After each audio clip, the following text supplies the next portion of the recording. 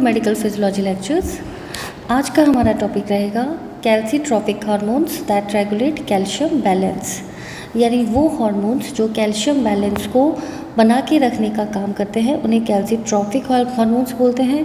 कौन कौन से होते हैं इसके बारे में बहुत सारे MCQ क्वेश्चंस या वाइवा वॉइस क्वेश्चन इस चैप्टर के हिसाब से समझकर अटैम्प्ट किए जा सकते हैं। तो चैप्टर अच्छा लगे, समझ में आए, so please like and subscribe my channel. Start करते हैं आज का चैप्टर। तो सबसे पहले ये मालूम होना चाहिए कैल्सीट्रोपिक हार्मोन्स जो कैल्शियम को रेगुलेट करते हैं वो कौन कौन से होते हैं। इसमें सबसे पहले आता है पैराथायरॉयड हार्मोन, दूसरा आता है 125 डाईहाइड्रोक्सी कोलीकैल्सिफेरॉल, इसको 125 DHCC भी कई बार लिखा हुआ एग्जाम्स में या फिर वाइवा वॉइस में पूछ लेते हैं, ठीक है, दोनों चीज़ें मालूम होनी चाहिए। नेक्स्ट आता है कैल्सीटोनिन। तो अब ये तीनों हार्मोन्स कैसे पूरा कैल्शियम मेटाबॉलिज्म को बैलेंस करके रखते हैं, कैसे ही कैल्शियम को सीरम कैल्शियम लेवल में मेंटेन करके रखते हैं, इसके बारे में पढ़ते हैं। तो पैराथायरॉयड हार्मोन की बात करें, पहले अगर स्टिमुलस की बात करते हैं तो पैराथायरॉयड हार्मोन का जो सिक्रेशन है वो कब इंक्रीज़ होता है, जब serum iodised class calcium level जो है वो डिक्रीज़ हो जाता है।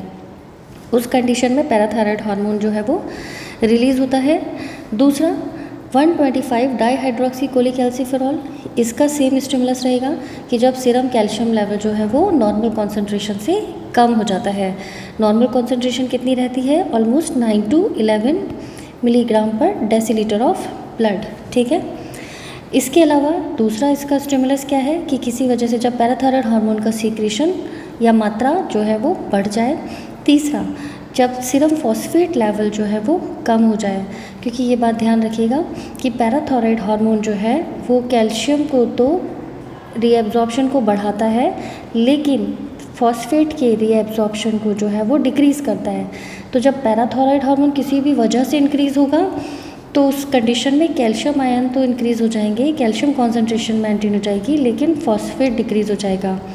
125 डाईहाइड्रोक्सी कोलीकैल्सिफेरॉल तब भी रिलीज़ होता है जब सीरम फॉस्फेट लेवल जो है वो कम हो जाता है। तीसरा आता है कैल्सीटोनिन, जब serum calcium level normal concentration से ज़्यादा मात्रा में ब्लड में प्रेजेंट होता है तो कैल्सीटोनिन अपना रोल प्ले करता है। अब इन तीनों के एक्शंस देखते हैं किस पे होते हैं। तो अगर बात करें पैराथायरॉयड हार्मोन की, बोन्स पे इसका क्या रिएक्शन होता है, ये इंक्रीज़ कर देता है बोन रिजॉर्प्शन। बोन रिजॉर्प्शन से क्या होगा, जो मिनरल्स हैं वो बोन से रिलीज़ होना शुरू हो जाएंगे और इस वजह से कैल्शियम की कॉन्सेंट्रेशन जो है जो किसी वजह से कम हो गई है ब्लड में वो नॉर्मल करने की कोशिश की जाएगी। जब पैराथायरॉयड के बाद 125 DHCC के बारे में बात की जाए तो ये भी बोन रिजॉर्प्शन को फेवर करता है और फाइनली कैल्शियम कॉन्सेंट्रेशन नॉर्मल लाने की कोशिश करता है। जब बात करें हम कैल्सीटोनिन की, तो कैल्सीटोनिन जो है ये डिक्रीज़ करता है बोन रिजॉर्प्शन।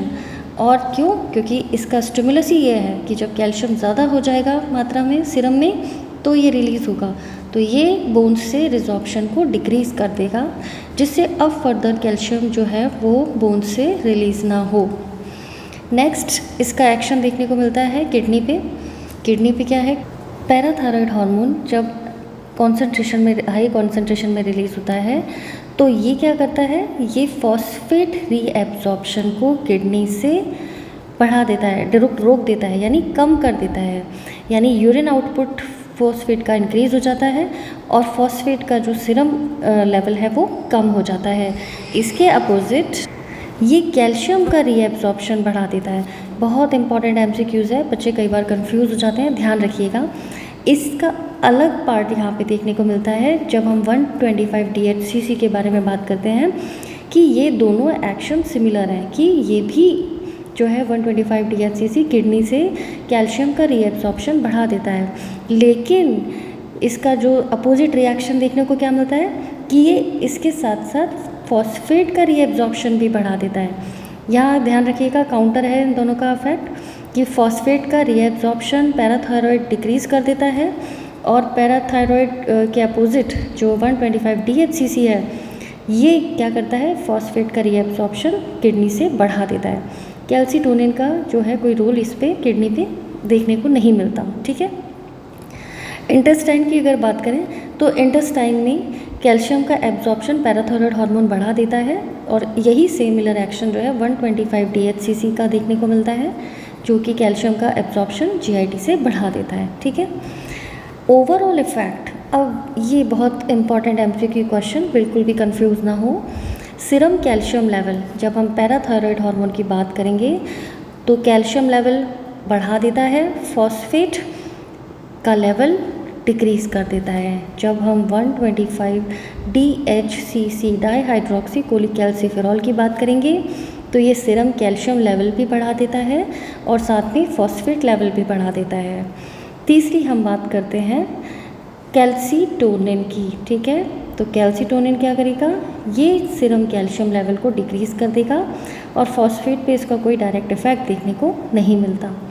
तो ये जो चैप्टर है बच्चों MCQs को अटैम्प्ट करने के लिए तो इम्पॉर्टेंट है ही, लेकिन जब कई बार शॉर्ट नोट आते हैं पैराथायरॉयड हार्मोन पे या 125 DHCC पे या कैल्सीटोनिन पे, तो अगर ये मैकेनिज़म्स आपको याद होंगी तो आप बहुत अच्छे से जो है क्लियर कट आंसर्स लिख पाएंगे। तो आई होप आपको चैप्टर समझ में आया होगा। इसी तरह के और मेडिकल फिजियोलॉजी के चैप्टर्स पढ़ने के लिए हमारे साथ जुड़े रहिए। मेरे नोट्स टेलीग्राम लिंक पे अवेलेबल हैं, आप ज्वाइन कर सकते हैं। Thank you, wish you all the best, good luck to you.